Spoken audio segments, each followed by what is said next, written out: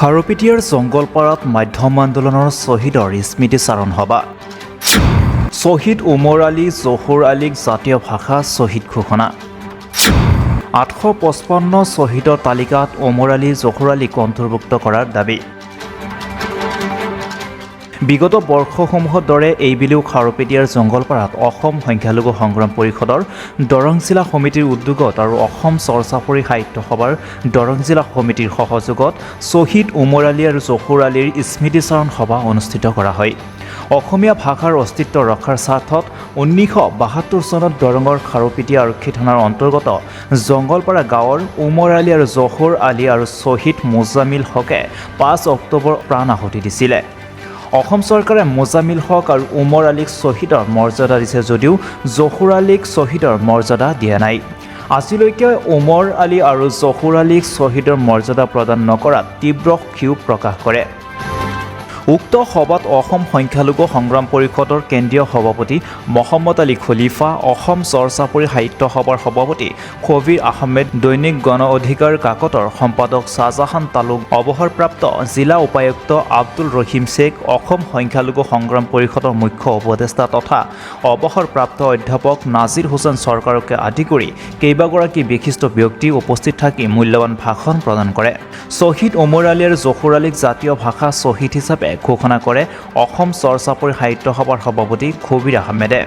855 জন শ্বহীদৰ তালিকাত ওমৰ আলী আৰু জহুৰ আলীক অন্তৰ্ভুক্ত কৰাৰ দাবী উত্থাপন কৰে। News desk report, the cross times. চাওক, 1972 চনৰ আজিৰ এই দিনটোত মানে 5 অক্টোবৰত খাৰুপেটীয়াত 3জন ব্যক্তি শ্বহীদ হৈছিলে। মোজাম্মিল হক, জংগলপাৰাৰ ওমৰ আলী আৰু জহুৰ আলী।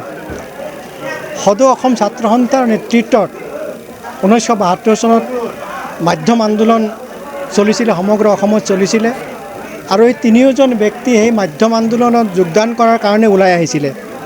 কিন্তু এটা অসমীয়া ভাষা সংস্কৃতিৰ বিৰোধী এটা চক্ৰই আগৰে পৰা সংগঠিত হৈ পেলাই এই আন্দোলনকাৰীসকলক আক্ৰমণ কৰিছিলে আৰু তাৰ ফলতে 3জন ব্যক্তি শ্বহীদ হৈছিলে। এই 3জন শ্বহীদৰ মাজত মোজাম্মিল হকৰ নামটো বেছিকৈ লোৱা হয় বা অসম আন্দোলনৰ এই যে 855 জন যে শ্বহীদ হৈছে তাৰ মাজতে হয়তো মোজাম্মিল হকৰ নামটো আছে। কিন্তু খুব আপোনাৰ পৰিকল্পিতভাৱেই বা আমি নাজানো কি কাৰণত ওমৰ আলী আৰু জহুৰ আলীৰ নামটো লোৱা নহয়। ওমৰ আলীক যদিও আনুষ্ঠানিকভাৱে স্বীকৃতি দিয়া হৈছে, কিন্তু জহুৰ আলীক এতিয়ালৈকে ভাষা আন্দোলনৰ মাধ্যম আন্দোলনৰ শ্বহীদ হিচাপে স্বীকৃতি দিয়া হোৱা নাই। গতিকে এই অঞ্চলৰ মানুহে, জংগলপাৰা অঞ্চলৰ মানুহে প্ৰতি বছৰে এই 5 অক্টোবৰৰ দিনটো সেই স্মৃতি দিৱস হিচাপে, ওমৰ আলী আৰু জহুৰ আলীৰ স্মৃতি দিৱস হিচাপে পালন কৰে। আজিও সেই স্মৃতি দিৱস ইয়াতে অনুষ্ঠিত কৰা হৈছে। সদৌ অসম সংখ্যালঘু সংগ্ৰাম পৰিষদ আৰু অসম চৰ্চাপৰী সাহিত্য সভাৰ উদ্যোগত সেই হিচাপে আমি ইয়াত আহিছিলোঁ। অনুষ্ঠানখন সামৰণি পৰিলে আৰু আমি এওঁলোকক কথা দিছোঁ যে ওমৰ আলী আৰু জহুৰ আলীকো মানে মাধ্যম আন্দোলনৰ শ্বহীদৰ লগত তেওঁলোকক স্বীকাৰ কৰি ল'ব লাগে, তেওঁলোকক স্বীকৃতি দিব লাগে আৰু তাৰ কাৰণে যিখিনি উপযুক্ত সন্মান তেওঁলোকক দিব লাগে সেইখিনি দিব লাগে। ইয়াৰ কাৰণে আমি উপযুক্ত ঠাইত দাবী জনাম। আচলতে এই দুগৰাকী শ্বহীদক আচলতে অসম চৰকাৰে মাহিয়াৰ দৃষ্টিৰে চাইছে নেকি বাৰু? এতিয়া মাহিয়াৰ দৃষ্টিৰে তো চোৱা বুলি আমি স্বীকাৰ কৰিব লাগিব।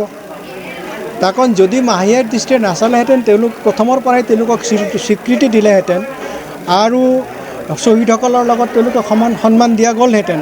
গতিকে আমি এতিয়া আমাৰ কৰ্তব্য হৈছে এই 2জন ব্যক্তিকে আমি সদৌ অসম ছাত্ৰ সন্থা বা যিবিলাক জাতীয় অনুষ্ঠান সংগঠন আছে তেওঁলোকৰ জৰিয়তে এই 2জন ব্যক্তিকে, শ্বহীদ ব্যক্তিকে শ্বহীদ হিচাপে স্বীকৃতি দিব লাগে আৰু তেওঁলোকৰ উপযুক্ত সন্মান তেওঁলোকক দিব লাগে। হয়, আপোনালোকে নিশ্চয়কৈ জানে যে 1972 চনত যে মাধ্যম আন্দোলন হৈছিলে, সেই মাধ্যম আন্দোলন আছিলে আছুৰ নেতৃত্বত। আছুৰ আহ্বানৰ প্ৰতি সঁহাৰি জনাই সংখ্যালঘু অধ্যুষিত অঞ্চলৰ যিসকল মুছলমান আছিলে, সেই মুছলমান ব্যক্তিসকলক তেওঁলোকে আগবাঢ়ি আহিছিল আৰু তেওঁলোকে সেই মাধ্যম আন্দোলনত অংশগ্ৰহণ কৰিছিল। আৰু সেই সময়তে 1972 চনতে সেই 5 অক্টোবৰ তাৰিখে খাৰুপেটীয়াত যি মাধ্যম আন্দোলন হৈছিল, সেই আন্দোলনত 3জনকৈ ব্যক্তি শ্বহীদ বৰণ কৰিছিলে। তেখেতসকলৰ ভিতৰত মোজামিল হকৰ নামটো ইতিহাসৰ পাতত লিপিবদ্ধ কৰা হৈছে আৰু তেওঁক চৰকাৰীভাৱে স্বীকৃতি প্ৰদান কৰা হৈছে আৰু যিকোনো সভা সমিতিতে বা সাহিত্য সভাৰ যিকোনো কথা বতৰাতেই মোজামিল হকৰ নামটো স্পষ্ট আকাৰে উচ্চাৰণ কৰা হয়।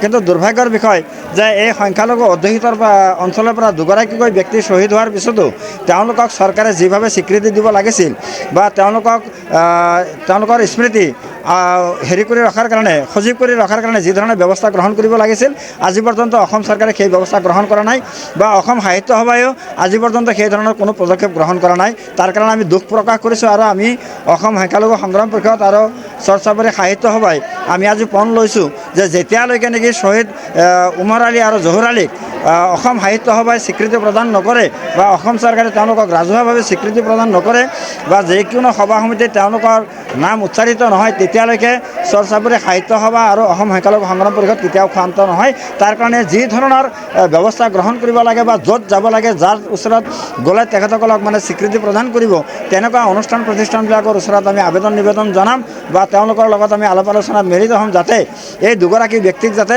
শ্বহীদ হিচাপে ঘোষণা কৰা হয় আৰু তেওঁলোকৰ স্মৃতি যাতে চিৰযুগমীয়া কৰি ৰখা হয়।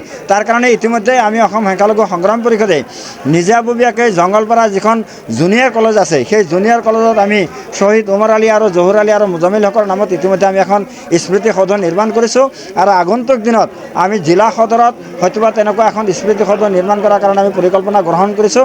আৰু আপোনালোকে জানি ভাল পাব যিহেতু দলগাঁওখনক জিলা হিচাপে জিলালৈ উন্নীত কৰা হৈছে গতিকে দলগাঁৱত ইয়াৰ কাৰণে এটা স্মৃতি সদন নিৰ্মাণ কৰাৰ কাৰণে আমি নিশ্চয়কৈ আমাৰ আগন্তুক যে কাৰ্যনিৰ্বাহক সভা হ'ব সেই কাৰ্যনিৰ্বাহক সভাত আমি প্ৰস্তাৱ গ্ৰহণ কৰি অসমত জাকত জিলিকাকৈ এখন স্মৃতি সদন আমি তেখেতসকলৰ নামত আমি নিৰ্মাণ কৰি উৎসৰ্গা কৰিম। এই কথাটো আজিয়ে আপোনালোকক আমি অৱগত কৰিলোঁ।